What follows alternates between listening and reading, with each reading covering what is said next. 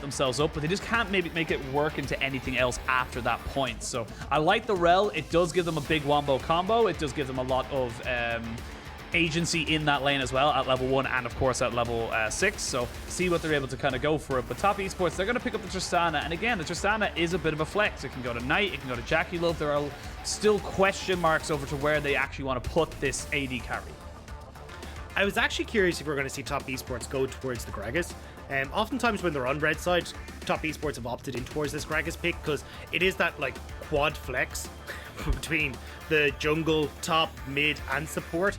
And especially when you're able to have that much flexibility, and especially when the Gragas does pretty well into the rell, I thought we might get that. But it looks like instead they're just going to go and opt towards the kill lane. They're just like, hey, we're going to fight fire with fire. Tristan, Alistar, let's go and jump onto this Kaisa. So Gold is really going to have his work cut out from here in trying to contend with the aggressiveness that you're going to see from JackeyLove and Zhuo in this bottom side. Yeah, we'll see what they're able to kind of go for. Of course, OMG, actually something we actually haven't seen at all today, do believe, because it was banned, was the Kaisa. So Kaisa being locked in here for OMG. They will give that over to Eric, and Wuming locking in Aki the LIllia. So I like this. Oh, no, it's Hecarim. It's all horses. It's the horsepower game. Look at all the horses. Yeah, but the thing is, like, let's just look at win rate, right? If we look at LIllia, 50%. If we look at Hecarim, 8. It's a little bit imbalanced. So I like. Sorry, I just wasn't expecting it to be so low, and then just like the smallest little noise from you of 8. Yeah, I don't know. I'm surprised that we're still seeing Hecarim, especially like look at the composition you have from OMG, right? If you go in aggressively here, you can get locked up by the Magnet Storm. You've got some really good ways of avoiding that engage with the Kaisa Killer Instinct and the Gale Forces and everything else. So it becomes very difficult for the Hecarim to have those big impacts that we kind of expect. And oftentimes Hecarim is a champion that relies on early ganks going his way, using that Ghost to get in and get the snowball rolling. But when mid lane is kind of just bland and nullified in a lot of these situations, it's hard to get in there. And when top lane has a huge amount of escapes and oftentimes a lot of range with the likes of the Gragases and the Nars and even the Renekton's, it's hard to find the advantages there as well. So you're pretty heavily pitted towards this bottom side. And at least now, for top esports, like when you've got Zhuo and this Alistar and JackeyLove with the Tristana, you can make plays around this bottom side, but you really need to get the pony up and going, or it's going to be a quick canter to not really having an impact in this game. But which pony? There's going to be so many horse jokes today now. I can feel it. There's so many ponies. We got LIllia, we got the rell, which still counts, and we've got the Hecarim. So I want to see what you can come up for me now. You want you to be creative with your analysis and see how much of a horse, how many horse puns you can put into this. But do you really want to do that to the people? Is that what you really want to do here? So only real OGs will know the song. I was going to say the only real OGs will know My Lovely Lovely Horse. If we're going to do Shocked and the Gaelga, we're going to be bringing in the iconic comic series that is Father Ted. If you don't know what we're talking about, look it up. Father Ted is probably the most famous Irish series to be ever be made. But we'll get back to the game. We'll get back to the picks and the bans. We can see OMG now picking up to the Sion to give New in that top side, definitely a weak side top side laner, and then Azir to give Wuming something relatively safe into this Cassiopeia. But we have seen it yesterday. This Cassio could be flex. Yep. Yeah, you can flex it towards that top side. That actually looks like they're not going to. They are just going to go for the Gangplank. Still a very good matchup into this Sion because the Gangplank just gets time to scale. You're not really under much pressure. So overall, you're pretty much going for like a fairly matched, I'll say, mid lane. Azir will have the push, but certainly Knight will be able to scale. Same with the Gangplank. So from top esports point of view, you're pretty heavily all in on this bottom side, trying to get JackeyLove and Zhuo ahead. And if you do so, you're in a pretty good spot because you have a lot of tank shredding coming through from the Cassiopeia to deal with the front line of the Sion. You've got this really strong damage dealer in JackeyLove that once these restarts start coming through can quickly tear through the rest of OMG. So front to back team fights from top esports are pretty damn strong, especially if they can get this early game rolling. If not though, and you end up in a situation where your Cassiopeia is behind and you're not really getting JackeyLove up and rolling, this Kaisa can do a lot of work here for OMG, and especially when we're talking about Cold and Eric kind of being the small saving grace on this OMG side, we'll be looking there to see if they can try and hold the fort against top esports. Well, the draft's unlocked and loaded. Lots of ponies, hell of a horsepower from both sides. We'll see who's able to get out of the blocks quicker. I'm going to try my best to continue this bit as we jump onto the rip between these two teams. And for Top Esports, before, of course, we get into everything, we're going to see exactly how they're able to try and take down OMG. OMG have got some pretty big front-to-back team fight ultimates, but for Top Esports, they're looking for global split push. They're looking to pick people off, and they're looking to get this Gangplank and Cassiopeia to the late game. Look at all that scaling they have, and you got to give that respect. But no more delaying, no more puns. We're going to just jump straight onto the Rift for Game 1 of this best-of-3 series between OMG and Top Esports. Are there giants? Yes, there are.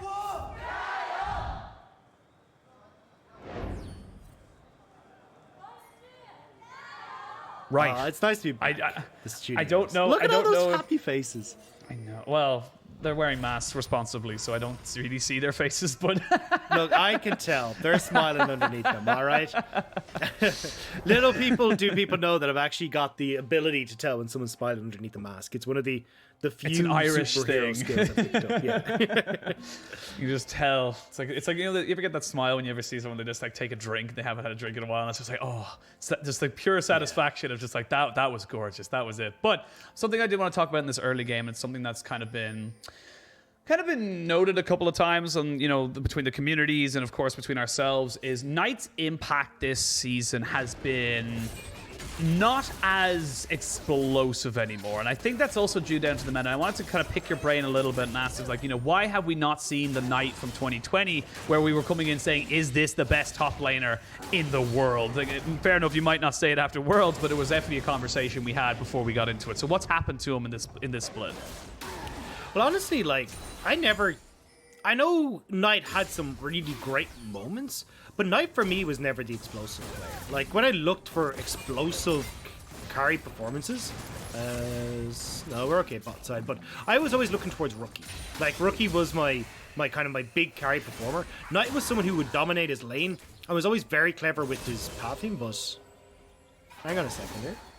Well, there's a fair bit of trading here between Aki and Karsa, but Wuming is here. Good to note, though, that Karsa was able to take the big Raptor with his smite. So he had that one in the back pocket, and Aki did actually come out of that trade pretty much the worst for wear. It does have a red buff, though, so should be able to sustain it up. And while that's all happening, 369 found new. Might be forcing the flash out of the Sion pretty soon. It's just getting more and more pressure down. This is going to be a tough lane for the Sion. He has to just play as defensive as you can possibly imagine. It also means that with Aki having taken a lot of damage in that early trade and not having that top lane pressure, it could be pretty difficult for him to get this scuttle. You can see Wuming has just crashed the wave in mid, which means Knight, off that bounce, could go across and help this out. So, unfortunately, Aki, as you can see, is parting ways with this top side and looking to play around where Eric and Code have that push in the bottom lane. Right now, Top Esports still probably, again, the best players, some of the best players at least, in their role, and we just haven't really seen them come to full fruition. But as tradition in the LPL after spring, as it's such a hectic schedule, the top teams tend to take the before Lunar New Year break as a pretty chill time, and then come back with an absolute vengeance when it comes into the later stages of the spring split. So for Top Esports, that's what we're kind of looking for them. And this Cassiopeia pick into Azir, it's kind of a little bit of an old school counter. It stops the the shifting sand, stops you from getting that Shurima shuffle off as easily if you are caught out by the miasma. And if you have people running into you like you will with the Sion, the LIllia, and the Azir, you should be able to get the petrifying gaze off to stop any kind of big engage. Yeah, it's on Wuming to try and tether his range correctly. Like, if he can just stand back, use the soldiers. Ooh, Eric. Should be fine. As I take a drink just as the bot lane decides to go in. And Eric taking a little bit of a harass. This is all action all the time. Even trying to go in, have a little conversation about Knight, it was like, no, we're going. And especially when you got a jungler like Aki in this game. Aki loves to go for these early ganks, and you can see him right now posturing on this bottom side. And they do have a ward, though, and you can see the pings going down, question mark pings from the blue side there onto the minimap. They're saying, do they have a ward? Is it there? Yes, it is. And now they jump in. There is the flash forward. They jump straight onto Zhuo, who has to headbutt the AD carry away, but a great start from OMG. First blood onto the Kaisa, and it's exactly what we thought would happen. Cold setting up his team. Yeah, and that's one of the most underused abilities, I will say, that I've seen in at least solo queue for the rell, is the ability to almost instantly get the CC when you're hopping back into your saddle. Because what you're able to do is flash on top, the auto attack is almost instant, and you just flip Zhuo straight over his head, and he's got nowhere to go, and from there into the stun, easy kill for that bottom side. And it's more Aki kind of waving and giving the thumbs up from the sideline, just being there for support. It's a good start now here for OMG. They get themselves a little bit of advantage in bot side. They're able to push in the wave, go back, get a buy, get back out onto the map, and you can see they're not really losing anything else anywhere else. Karsa will pretty much be on farm duty until he hits level 6. Very difficult for him to get anything going until he has that onslaught of shadows. But once he gets it, that big AoE engage comboed with the, you know, the Q ability, or sorry, excuse me, the E ability, it's able to just create such a big distance, you know, between yourself and the rest of your team that he's able to just kind of pick people off with it. So I'm curious to see how that one will go. Both supports are here, but the miasma does make it very difficult for the rest of OMG to kind of progress forward. And Zhuo is sitting off onto the side. There he is. You didn't get him with your lance, but you will see him now. And everyone just kind of backs away. Karsa back onto the map, moving down towards this dragon and or bot side. We'll see what both sides want to try and prioritize. Well, Zhuo's been spotted out going for this dive, so I think Eric now realizes that he needs to swiftly move away from this bottom side, but Wave is in a pretty unfortunate spot with it pushing in against them, so needs to be careful, but it looks like with at least Karsa backing away, they won't try and get too much out of it. But you can see both teams are very wary of how the lane states are going. Because with Wuming there, they brought up Cole to make sure that he could actually push out, and now mid are... Yeah, we see bot lane going for a little bit of engage there. Hex Flash used very offensively there by Cold. I like those little bit of movements you can get there. And you can see the combination of why rell is so... It's kind of slowly been pushed up as a priority pick for these supports. You can see why people are going for it so early, is that you have so many options, even without your flash, even when you use a crash down, you've got escapes, you've got go in. She's kind of like Alistar without the, you know, ultimate, and just does things a lot better, because not only can she go in with full knockups and CC, but she can also go out with it as well. So she kind of gets the best of both worlds without having to have an enemy minion or such in the vicinity. But Blue Buff is here. And it looks like the side of OMG want to try and take it away for themselves. They will get reset. There's the flash in. They jump straight on top of them. They get the double stun. Aki flashes away. The cannon barrage was used as JackeyLove gets himself a kill. That's both AD carries going 1-1. And now they can back away, but with no jungler, that's going to be a pretty easy first strike for top esports. And this is what we talked about in Champ Select. It's so easy for top esports to play around this bottom side when you've got the cannon barrage to add another advantage in this bottom lane, plus the fact you can see Karsa with the ghost being able to just chase down Aki, and Aki's got nowhere to run. So they'll be able to turn that into kills, into dragons, and this is what I wanted to see top esports racking and stacking, because as we talked about, like, they are kind of looking to get this bottom side and of the map and this mid lane snowballing to deal with this super tank in new and have an opportunity to actually go toe-to-toe with OMG in these team fights. We'll see how that one kind of goes. And again, it's just kind of OMG a little bit overextended, and this is the right call, I feel, from the bot lane of OMG. Just kind of leave Aki to die. I almost kind of feel like he shouldn't have used his flash either, just because he's dead either way. I don't think he ever gets out. I think the most interesting part, though, is something that didn't quite get spotted was on the minimap of Knight just foregoing his mid lane wave to go and make that play. And oftentimes this is something that Knight is, well, used to do, but certainly started to pick it up a lot more coming into this split, is, hey, look, I'll lose 2-3 CS this mid lane turret, but I can get a team fight win and a skirmish victory for us here. And it's a netted top esports, well, the play there, the dragon, but it's in the past when he was playing like the likes of Twisted Fate as well. It has just so many resources across the map, and it's something that, as you can see, catches teams unaware, because the correct play is to stay in mid lane and soak up that tower. Like, you don't have priority, but Knight just says, I don't really care, like, we're gonna team fight, we'll beat you in the team fight, and that's where we'll make that go back. Just look at the team fight kind of setup they have. The cannon barrage, the AoE of the onslaught of shadows, Cassiopeia in general, just putting down that petrifying gaze. You can see Karsa and Aki trying to fight now over this scuttle. But Knight is here in tow, so do they look to try and just maybe smite steal this one here? I do believe it goes over to Karsa. And Karsa's eking out a little bit of an advantage, about 10 CS or 3 camps or a little bit less than that over this LIllia, and Aki is he's been active. There's definitely not been an issue there, but he's not really found the purchase that he's really looking for with this pick. Well, that's the problem with Aki. Like, yes, he's active, but it also leads to pretty inefficient jungle pathing. And that's the difference here between Karsa. Like, Karsa's just been rotating full clear after full clear in his jungle, getting some vision down. But when you look towards Aki, he's trying to get in towards his bottom lane. It's wasting time. He's not really clearing his camps on respawn. So he's just not clearing as fast as Karsa has been. Oh, there it is. The miasma goes down. They do get the flash, but the onslaught of shadows. There's just so many people in the show is able to tank up everything for days. Now, what's the response from OMG? They pop up towards this top side. I feel like 369 is going to fall. They want to try and give that one over to Aki. He will take it. They have Rift Herald in tow, and they can put a little bit more gold if they chose to go into the top side. But never mind, Aki going to reset.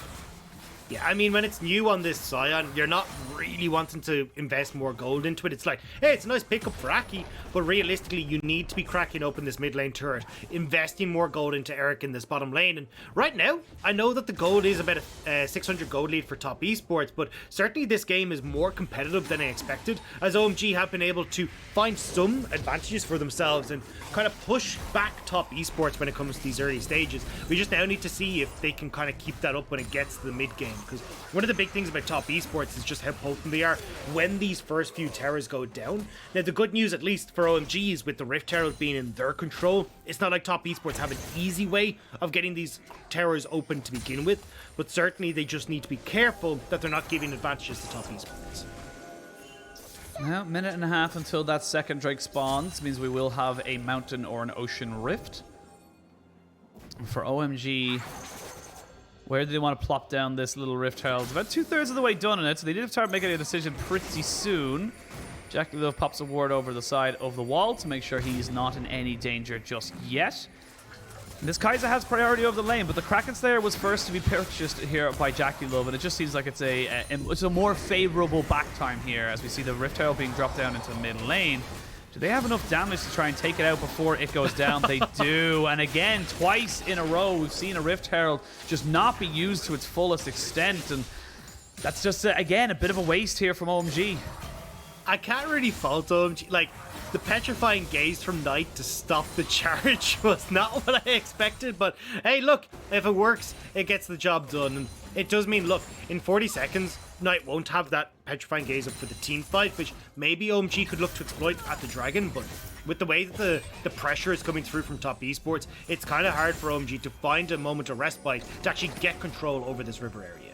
And honestly, with the cooldown that's on that, it shouldn't actually be too long after the Dragon has spawned before that one does come back. So the petrifying gaze was kind of easily expended as the Dragon wasn't immediately available. I would have preferred to maybe see Aki hold on to the cooldown of the Rift Herald for a little bit longer.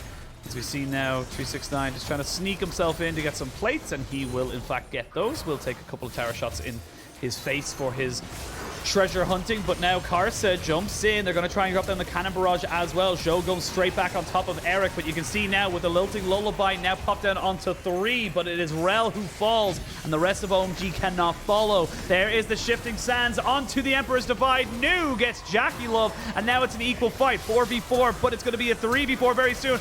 Massive petrifying gaze catches out 3 people, stops all advance, and top esports, they lose 1, they gain 2, and they will be able to take down this Dragon. OMG are running for the hills, and top esports nearly got away with that scot-free. I'm surprised we didn't see JackeyLove invest the flash to get away from Wuming's Emperor's Divide, but either way, top esports get the fight, they get this next Dragon, and again, this is what we're talking about, is top esports finding these advantages on the bottom side of the map and snowballing the game. Oh, Eric, he does not have a hope or a prayer of getting out of here. He might try and trade back the kill. One more auto attack, not quite able to get it. 369 stays alive, but this is where top esports start to do things. They start to open up the map. They start to move it away from traditional lanes, and they start to pick you apart little by little.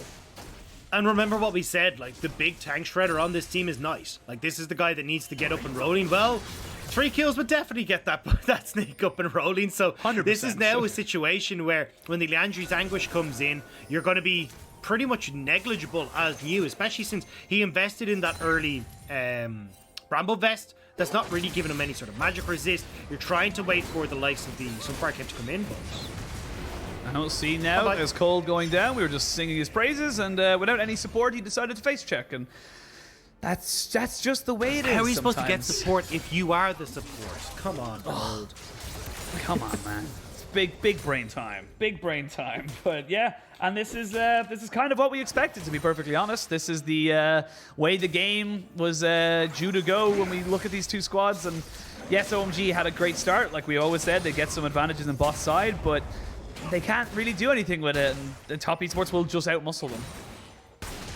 Yeah, and now, as we said, the Andrew's Anguish completed.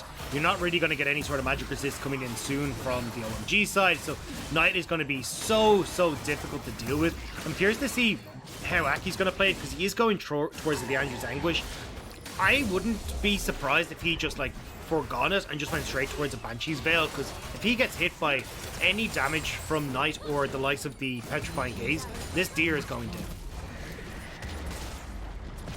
Don't quite have the horsepower, but now Zhuo trying to see if he can Hex Flash, but Nu and Wuming are both here. Rift Herald successfully used into the mid lane to take that one down. We probably won't see another fight for another 3 minutes or so, as we see now big items being picked up here by both pretty much everybody on the side of top esports. They've got their first big spike, and even the Gangplank with the Essence Reaver moving towards that Immortal Shield Bow will just keep getting stronger and stronger and stronger.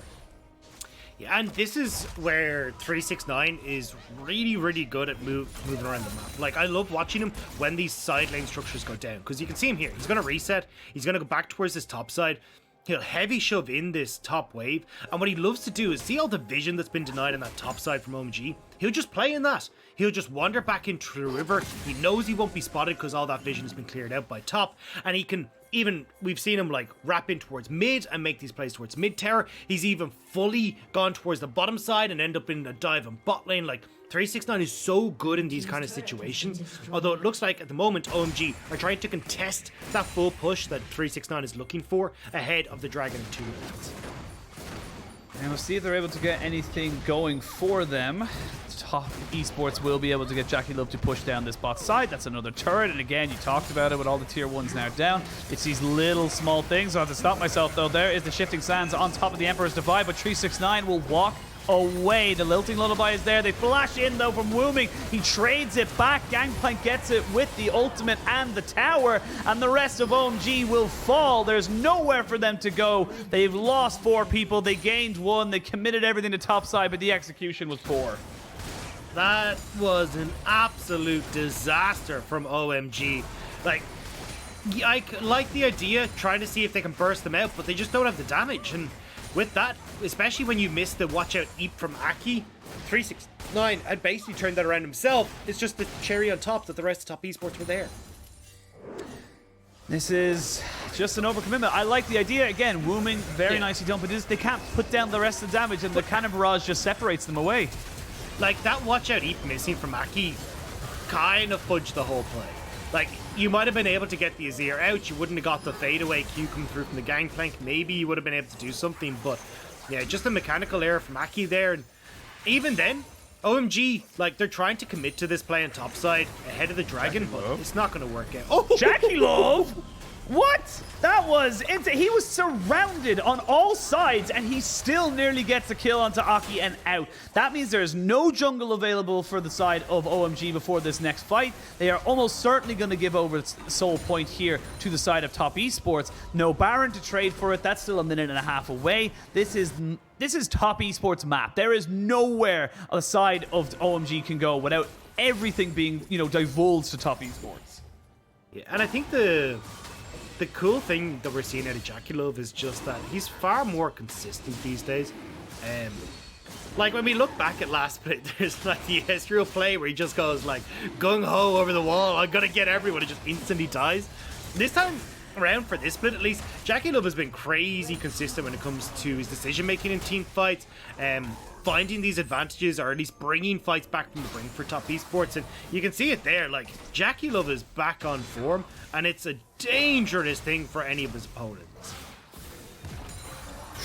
JackeyLove is fearless, and this is more like the top esports we expect to see. This is the dominating performance we saw from them in 2020, and for me, this feels like Top Esports again in very traditional style, coming back after, you know, the Lunar New Year and kind of saying, oh no, we're back here to win. We're not back here to just play games. And that is probably why Munch and Lyric do feel like this team can and probably will be at the least top 4 of sides in the LPL at the end of the year, or the end of the split at the minimum. As you can see, there is the miasma put down. They do use the shifting sands to try and cancel it, but again, small little counters like that just stop the Azir from getting anything there. The onslaught of shadows, good little dodge here from Aki and Cold to get themselves out, but Baron has now spawned, and honestly, I think, yeah, you can see the pings. Top Esports might just go for it. Yeah, 369 is starting to walk up as well. They're trying to make sure they've got all 5 members here. They shred this. Like, Knight is so damn big alongside JackeyLove with the Kraken Slayer. This Baron is not long for the world. And they can 3-man it as well. You can just play keep away, and you got the cannon barrage to try and just keep everyone at arm's length. 4,000, 3,000. Now you can see now they're jumping in with the Sion. There is the unstoppable force. He jumps in. Cassiopeia is dead. The cannon barrage has come down. Now Karsa has to commit to this as Nu is on top of him. He's trying to just see if he can take down the Baron before he dies. He will get it, and you can see on the backside, JackeyLove has been dealing with everybody. It's a double-double. It'll be a full house here for the side of Top Esports as they take him down. Triples on doubles, and that is going to be the Baron, the team fight, and pretty much the game going in favor of Top Esports. This, yeah, it's donezo. It's absolutely over. It's 9,000 gold lead. It's a 20-minute Baron, and JackeyLove is about to crack open the mid turret. You have 369. He's going to take that top lane structure, and it's a decent attempt from OMG, but again, like, mechanical errors in the fight. Not really having the rest of the team in a position to take that scrap as they needed to. It means that Top Esports are able to win out.